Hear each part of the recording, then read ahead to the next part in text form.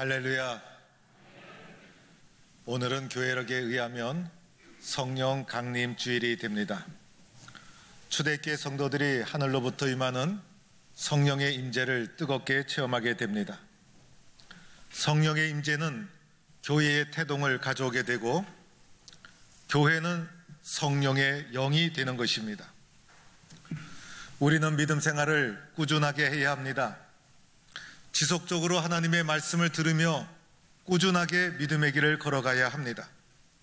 반복해서 말씀을 듣고 또다시 예배의 자리에 나오고 또다시 말씀을 듣고 기도하며 꾸준하고 지속적으로 신앙생활해서 마귀가 틈타지 못하도록 해야 합니다.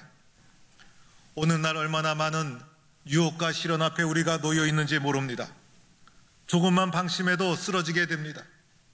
아무리 운전을 잘해도 조금만 방심하면 사고가 나는 것이고, 아무리 공을 잘 차도 방심하면 제대로 공을 찰 수 없는 것이고, 아무리 등산을 잘해도 실족하고 방심하게 되면 실족하여 넘어지게 되는 것입니다. 언제나 조심하고 꾸준하게 열심을 가지고 믿음의 길을 걸어가야 합니다. 쉽게 신앙생활 하려고 하지 말아야 합니다. 주일 예배 한 번만으로 만족해서는 안 됩니다. 저녁 예배, 수요 예배, 새벽 기도, 심야 기도에 모든 예배에 힘써야 하고 열심을 다하고 눈물을 흘리며 사모하는 심령으로 주님 앞에 나와야 되는 것입니다. 말씀을 들을 때도 아멘 아멘 하면서 나에게 주시는 하나님의 말씀으로 받아들여야 합니다. 이렇게 꾸준히 믿음 생활하면서 하나님, 험한 이 세상 나의 힘으로 이겨나갈 수 없습니다. 하나님이 주시는 힘이 있어야 합니다. 성령께서 나를 도와주셔야 합니다. 이렇게 사모하며 꾸준하게 믿음의 길을 걸어가야 되는 것입니다. 오늘 말씀은 초대교회 성령 임재의 사건이 기록되어 있습니다. 초대교회 성도들은 매우 연약한 공동체였습니다. 이제 막 싹이 나기 시작한 공동체였습니다. 세상적으로 보면 아무런 힘도 없고 아무런 능력도 없었습니다. 그런데 이 작은 공동체가 어떻게 세상을 변화시키는 하나님의 교회가 될 수 있었을까? 하늘로부터 임하는 성령의 능력이 있었기 때문이었습니다. 오늘 1절 말씀에 오순절 날이 이미 이르매라고 하면서 말씀이 시작합니다.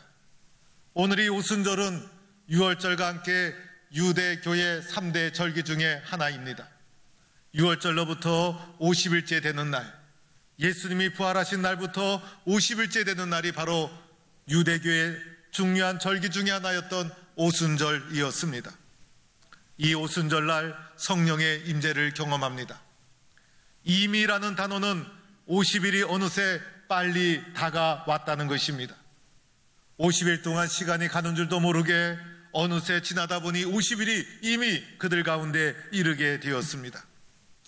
이때 그들이 다 같이 한 곳에 모였더니 라고 합니다. 오순절날 이들이 변함없이 한 곳에 모여 있었습니다. 그날에 갑자기 모인 것이 아니라는 것입니다. 변함없이 오늘도 한 자리에 모여 있었습니다. 이들이 한 자리에 모여 있었던 것은 기도하기 위해서였습니다. 부활하신 예수님을 기념하고 예수님을 사모하며 기도하는 공동체, 50일 동안 지속적으로 모여서 간절히 기도했던 것이고, 그러다 보니 시간이 가는 줄 모르고 이미 오순절이 이르게 된 것이고, 오순절날 또다시 변함없이 모여서 간절히 기도하고 있었다는 것입니다. 즉 열심히 기도하는 공동체 속에 성령의 임재의 사건이 일어난 것입니다. 아무 때나 성령의 임재가 일어나는 것이 아닙니다. 주님의 약속을 믿고 지속적으로 간절히 기도하는 그 공동체에 성령의 임재의 사건이 일어난 것입니다. 2절 말씀해 보니 호련이라고 합니다. 갑자기 부지 중에 라는 뜻입니다. 성령의 임재가 갑자기 임한 것입니다. 예상하지 못한 순간에 일어난 사건이었습니다. 성령의 임재가 시작되겠구나 예상하지 못했어요. 뭔가 변화가 있겠구나 그들이 추측하지 못했어요. 예상하지 못한 순간에 갑자기 호련히 그들 가운데 놀라운 사건이 일어납니다. 은혜는요, 갑자기 받게 되는 것입니다. 내가 은혜 받겠구나 예상해서 은혜가 받게 되는 것이 아니라는 것입니다. 갑자기 은혜가 임하는 것이고, 갑자기 깨달아지는 것이고, 갑자기 눈물이 쏟아지는 것이고, 갑자기 이해가 되는 것이에요. 그래서 성령이 갑자기 그들 가운데 후련히 역사하게 됩니다. 말씀해 보니 하늘로부터라고 합니다. 이것은 성령의 출처를 말해주고 있는 것입니다. 성령의 출처가 하나님이셨다는 것입니다. 이 세상의 어떤 풍조도 아니고, 이 세상의 어떤 이론도 아니고, 성령의 출처는 바로 하늘 하나님으로부터 임한 권능이었다는 것입니다. 신학적으로 보면 성령님은 하나님의 또 다른 분이셨어요. 하나님의 또 다른 분, 제가 집에서는 남편이요 아버지로 있지만은 교회에 와서는 담임 목사로 존재하지 않습니까? 그래서 성령님은 하나님 자신이시면서 하나님의 또 다른 면이었어요. 하나님 자신이 내려오신 것이었어요. 하나님 자신이 영향을 주신 것이었어요. 세상이 주는 힘으로는 세상을 이길 수가 없는 것입니다. 하늘로부터 임하는 하나님이 주시는 능력이 우리에게 필요한 것입니다. 그러면서 이제 본격적으로 성령님의 임재하는 형태가 나타나기 시작합니다. 오순절 마가의 다락방에서 임재한 성령님, 어떠한 모습이었을까? 먼저는 급하고 강한 바람 같은 소리가 있었다는 것입니다. 바람 같은 성령님, 바람 같은 성령님으로 그들 가운데 임하게 됩니다. 바람, 호흡, 숨, 이런 뜻을 가지고 있습니다. 바람같이라는 것은 바람과 똑같지는 않지만은 이 세상에서 우리가 이해할 수 있는 현상이 무엇일까? 바람같이, 이렇게 표현하는 것이 그날 임한 성령님의 가장 가까운 표현이었기 때문이었습니다. 그래서 바람같이 급하고 강한 것이 그들 가운데 일어나게 됩니다. 급하고 강한 바람, 그런 바람이 우리 가운데 있지 않습니까?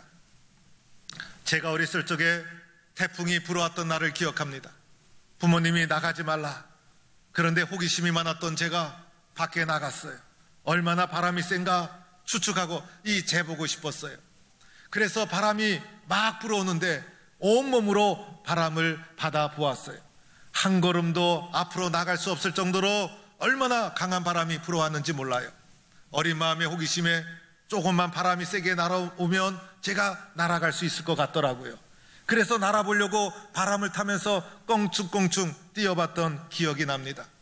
그날의 바람에 대한 기억, 느낌, 오늘날에도 그대로 느끼고 있습니다. 오늘 초대교회 성도들이 강하고 급한, 아주 분명하고 그리고 선명한 놀라운 성령의 체험을 하게 되었다는 것입니다. 3절에 보니 성령의 또 다른 형태, 불의 혀같이 갈라지는 것들을 경험하게 됩니다. 불의 혀처럼 갈라지다는 것은 조각으로 나누어지다, 쪼개지다 라는 뜻을 가지고 있습니다. 작은 불은 갈라진다 표현하지 않습니다. 큰 불이 일어났을 때, 말할 수 없는 큰 불이 일어났을 때 그것을 갈라지고 있다, 이렇게 표현하게 되는 것입니다. 그래서 오늘 성령 임재의 그 놀라운 사건은 마치 큰 불이 일어난 것처럼 갈라지는 힘찬 불길을 그들이 경험하게 되었다는 것입니다. 우리가 오늘 설명할 수 없지만은 초자연적이고 하늘로부터 임하는 신비한 성령 체험, 마가의 다락방에서 일어나고 있는 것이에요. 시각적으로 체험했죠. 그리고 청각적으로 체험했죠. 피부로 느꼈죠. 마음으로 느꼈죠. 전인격적인 체험, 부정할 수 없는 생생한 체험, 그들의 인생을 바꿔놓는 놀라운 체험이 마가의 다락방에서 일어나고 있는 것입니다. 사랑하는 성도 여러분, 예수 믿으면서 체험이 있어야 합니다. 성령의 체험을 사모해야 된다는 것입니다. 이 세상 사는 날 동안 주님이 우리를 만나고자 하시는 그런 과정 속에 체험이라는 것이 존재합니다. 체험이 없이는 주님을 제대로 이해할 수가 없는 것이에요. 체험 없이 말씀을 읽으면 말씀의 이해에 한계가 있는 거예요. 주님이 주시고자 하는 체험을 사는 날 동안 다 누리면 얼마나 좋겠습니까? 체험이 인생을 바꾸는 것이고 체험이 신앙의 능력이 되고 있는 것이에요. 우리들은요, 뇌로만 신앙생활 하려는 경우가 있어요. 모든 것을 이성적으로만 판단하려고 한다는 것이에요. 그래서 뇌의 작용을 극도로 발전시키고 있습니다. 그러나 사람이 사는 것은 이성적이고 뇌의 판단에만 주어져 있는 것이 아니더라는 거예요. 때로는 느끼고 감동을 받고 눈물을 흘리고 그리고 설명이 되어지고 납득이 되어지고 신비한 체험도 필요하고 때로는 방언도 필요하고 주님이 주시는 세상에서 경험할 수 없는 기쁨과 은혜도 우리 가운데 필요하다는 것입니다. 성령이 주시는 은혜라면 다양하고 깊이 있게 경험할 필요가 있다는 것입니다. 그러면 영적으로 풍성해지지 않겠어요? 주님에 대한 좀 더 실제적인 믿음을 가지지 않겠어요? 이 모든 체험이 주님의 교회에서 일어나야 되는 것입니다. 체험이 단순하면 신앙도 단순합니다. 신앙이 단순하면 영적인 그릇이 작아집니다. 영적인 그릇이 작아지면 다른 사람의 신앙을 담아낼 수가 없게 된다는 것입니다. 이렇게 우리에게는 다양한 성령의 체험이 필요하다는 것입니다. 오늘 이러한 사건이 어떻게 일어났습니까? 그들이 앉은 온 집에 가득했다는 것입니다. 오늘 우리가 예배를 드리고 있는데 이 예배당 공간 안에 성령의 기운이 가득했다, 이렇게 표현할 수가 있는 것입니다. 함께 120명의 성도가 모여서 기도하는데 바람 같은 성령, 불 같은 성령이 임재하여서 모든 성도가 공동체적으로 경험합니다. 그뿐이 아니었어요. 각 사람 위에 하나씩 머물러 있었다는 것이에요.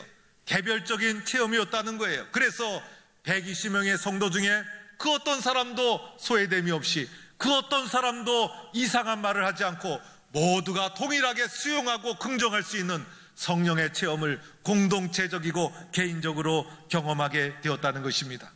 그 결과 어떻게 됩니까? 성령의 이끄심을 받죠. 모두가 성령의 충만함을 받았다는 것이에요. 한 사람도 빠짐없이 성령의 충만함을 받았어요. 충만이라는 것은 가득 채워지다, 부족함이 없다라는 것이에요. 성령님으로 인하여 부족함이 없는 상태, 그런 상태에 이르게 됩니다. 여러분, 이렇게 되면 어떻게 될까요? 나는 작아지고 성령이 크게 역사합니다. 성령의 인도에 나는 순종하게 합니다. 내가 주인이 아니라 성령님이 나의 주인이 됩니다. 그래서 이렇게 성경은 말씀합니다. 성령이 말하게 하심을 따라 다른 언어로 말하기를 시작했다는 것입니다. 성령이 말하게 하면 순종합니다. 성령이 인도하면 순종합니다. 성령이 주인이 되어서 주도적으로 나를 이끌어가게 되었다는 것입니다. 나는 성령의 이끌림을 받는 존재입니다. 성령이 시키는 대로 하는 존재가 됩니다. 나는 성령의 종이 되었다는 것입니다. 내가 죽고 성령이 주도적으로 나를 이끌어가는 그곳에 교회가 이루어지고 있는 것입니다. 즉, 내가 죽어야 성령이 살아야 교회가 세워지게 된다는 것입니다. 교회는 사람의 설계, 사람의 계획이 아니죠. 교회는 성령님의 작품이라는 것입니다. 하나님의 계획이라는 것입니다. 그래서 교회는 세상과 다른 공동체예요. 교회는 세상에 이룬 세상의 생각, 내 경험, 그렇게 중요하지 않아요. 더 중요한 것은 하나님의 뜻이 무엇인가, 성령님 우리를 어떻게 인도하고 있는가. 교회에서는 그것이 더 중요한 것이고, 성령님의 역사에 순종하면 순종할수록 하나님이 원하시는 위대한 교회가 세워지게 되는 것입니다. 사람이란 완전히 사로잡히지 않으면 딴짓하게 되어 있어요. 사람이란 미치지 않으면 성공하지 못하게 된 것이에요.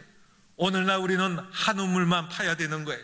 한 가지에서 잘 되면 모든 사람에게 인정받는 사람이 되는 것이에요. 공부에도 미치지 않으면 공부하라 그래도 안 하는 거예요. 자기가 배우고 싶은 기술도 미쳐야 제대로 전문가가 될 수가 있는 거예요. 마찬가지로 성령님께 완전히 사로잡혀야, 성령님께 미쳐야 우리는 충만한 삶을 살아갈 수가 있게 된다는 것입니다. 성령의 인도함을 받아 다른 언어로 말하기 시작했죠. 성령님이 인도하는 언어를 말하기 시작했다는 거예요. 초대교회 사도행전 2장에 나오는 성령은 다른 나라의 언어였어요. 그래서 그들이 방언을 말하기 시작하자 다른 나라 사람들이 그 언어를 받아들이게 됩니다. 그때 받아들인 언어의 내용이 무엇이었을까? 바로 복음이었어요. 복음이 인간의 언어의 장벽을 넘어 세계로 소통하는 성령의 위대한 역사가 일어나게 된 것이죠. 그런데 오늘 우리 가운데는 언어 때문에 특별한 장애가 없죠. 그런데 오늘 우리 가운데 성령 안에서 머무는 사람들이 알 수 있는 성령의 언어가 있어요.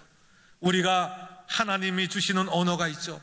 세상 사람들이 이해할 수 없는 이기적인 죄 아래에 있는, 죄성을 가지고 있는 경쟁 구조 속에 있는 세상이 할 수 없는 언어, 하나님의 사람만이 할 수 있는 언어가 우리 가운데 있어요. 예수님의 이름으로 축복합니다. 예수님의 이름으로 사랑합니다. 예수님의 이름으로 감사합니다. 용서합니다. 고맙습니다. 성령님이 변화된 우리 가운데 주신 새로운 언어, 새로운 용어예요. 이런 새로운 방언, 새로운 용어가 교회 속에는 충만해야 합니다. 서로가 그리스도의 이름으로 사랑하고 용서하고 축복하고 감사하고 서로가 사랑하고, 이런 언어가 충만한 곳, 그것이 바로 주의 몸된 교회라는 것입니다. 사랑하는 성도 여러분, 하나님께서 성령의 임재를 통해 교회를 세워주신 이유가 무엇일까? 오늘 사도행전 2장 교회의 시작이에요. 교회를 왜 세워주셨을까? 그것은 교회만이 세상의 희망이기 때문이에요. 하나님은 생각하셨어요. 교회를 통해 세상을 구원하고자 하는 계획을 하나님은 몸소 실행에 옮기시고 있는 것이에요. 교회가 아니고서는 사람을 구원할 수 없어요. 교회가 아니고서는 세상을 변화시킬 수 없어요. 교회가 아니고서는 복음을 전달할 수 없는 곳이 없다는 것이에요. 교회만이 하나님의 복음을 전달하는 하나님이 세우신 유일한 공동체라는 것입니다. 교회가 아니고서는 세상이 변화될 수 없어요. 교회에게 주신 이 놀라운 사명, 교회에 주신 이 놀라운 특권, 우리는 교회에 대한 무한한 자부심을 가져야 하는 것입니다. 그런데 한번 생각해 봅시다. 우리들은 이렇게 생각합니다. 나와 교회를 분리하고 있습니다. 나는 나보다도 나와 교회를 우리는 분리하는 습성이 있어요. 그래서 교회는 거룩해야 돼. 나의 삶과 관계없이 교회에 대해서 나름대로 여러 가지 이 말들을, 교회에 대해서 여러 가지 이야기를 하게 됩니다. 교회와 나를 분리시키게 됩니다. 그런데 오늘 성령 충만한 초대교회의 모습을 보시기 바랍니다. 교회와 공동체가 결코 분리되지 않았어요. 교회의 공동체가 성령을 공동체적으로 체험하죠. 그리고 그 공동체 안에 있는 성령의 임재가 개개인에게 임하게 됩니다. 그리고 그것이 곧 교회가 됩니다. 교회와 공동체, 교회와 개인이 결코 분리되고 있지 않다는 것입니다. 더 적극적으로 말하면 그 공동체가 교회였어요. 그 공동체를 이루는 사람이 교회였어요. 좀 더 적극적으로 말하면 사람이 곧 교회라는 것입니다. 성도가 곧 교회라는 것입니다. 사람이 없는 교회는 교회가 아니에요.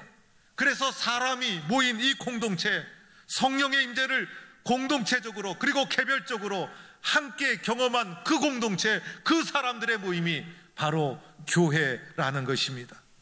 교회와 내가 결코 분리되지 않는다는 거예요. 내가 곧 교회라는 것이에요. 그런데 교회를 이루는 나, 교회를 이루고 있는 나는 도대체 어떠한 모습인가? 오늘 나는 어떠한 모습으로 하나님 앞에 살아가고 있는가? 성령 충만한 모습인가? 오늘 초대교회처럼 세상을 변화시키는 하나님의 능력을 나는 가지고 있는가? 나 자신에게 물어보아야 합니다. 나 자신을 살펴보면 우리는 연약함을 인정하지 않을 수가 없어요. 우리는 이 모습 이대로 세상을 변화시킬 능력이 우리에겐 없습니다. 세상을 구원하고 세상을 변화시키는 위대한 사명을 우리에게 주셨음에도 불구하고 확신도 부족하고 믿음도 부족하고 열정도 부족하고 능력도 부족하고 하나님의 뜻을 구하기보다도 자신의 필요를 채우기에 급급한 믿음의 길을 걸어가고 있는 것이 우리들의 모습입니다. 이 연약함의 문제를 어떻게 해야 합니까? 이 부족함의 문제를 어떻게 해야 합니까? 성령님의 도우심을 구해야 합니다. 하나님의 도와주시는 능력을 입어야 합니다. 성령으로 충만해야 된다는 것입니다. 기독교는 체험의 종교죠. 체험이 없으면 능력도 없는 거예요. 세상에서 쌓아올린 내 생각, 내 경험 아무것도 아니에요. 세상 사람도 그만한 경험, 그만한 능력 다 가지고 있어요. 그러나 세상 사람이 가지지 못한 것, 성령의 능력이라는 것입니다. 하늘로부터 임하는 성령의 능력을 받을 때, 그 성령의 체험을 받을 때 세상이 감당할 수 없는 하나님의 사람으로 쓰여질 수가 있는 것입니다. 그래서 우리들은 봉사를 해도 성령 충만해야 합니다. 성령 충만한 마음으로 봉사하는 거예요. 성령 충만한 마음으로 봉사하면 얼마나 기쁠까? 세상이 주지 못하는 기쁨과 감사가 넘치는 거예요. 전도를 해도 성령 충만해야 돼요. 한 영혼 구원하는 일도 내 생각, 내 능력으로 안 되는 거예요. 성령 충만해서 복음을 전해야 되는 것이에요. 성령 충만해서 찬양하고, 성령 충만해서 봉사하고, 성령 충만해서 가르치고, 우리의 모든 삶에 성령의 도우심이 필요한 것입니다. 성령이 주도권을 잡으시고 우리를 인도해 주시면 우리는 그 성령님의 인도에 그대로 순종하면 되는 거예요. 그래서 이 세상을 변화시키는 하나님의 교회를 함께 세워 나가야 되는 것입니다. 그러면 어떻게 하면 성령 충만할 수 있을까? 어떻게 하면 성령 충만할 수 있을까? 다른 길은 없는 것입니다. 오늘 초대교회 성도들처럼 간절히 기도하고 사모하는 길 외에는 없는 것입니다. 마가다락방에 모인 120명의 성도들 가만히 있다가 은혜 받은 것이 아니었어요. 50일 동안 오순절이 이르기까지 그들이 매일같이 모여 간절히 기도하고 소망하고 부르짖고 예수님의 말씀을 회상하고, 그런 가운데 성령의 임재를 경험하게 됩니다. 마가다락방에 모인 120명 외에 다른 곳에도 성도들이 있었을 거예요.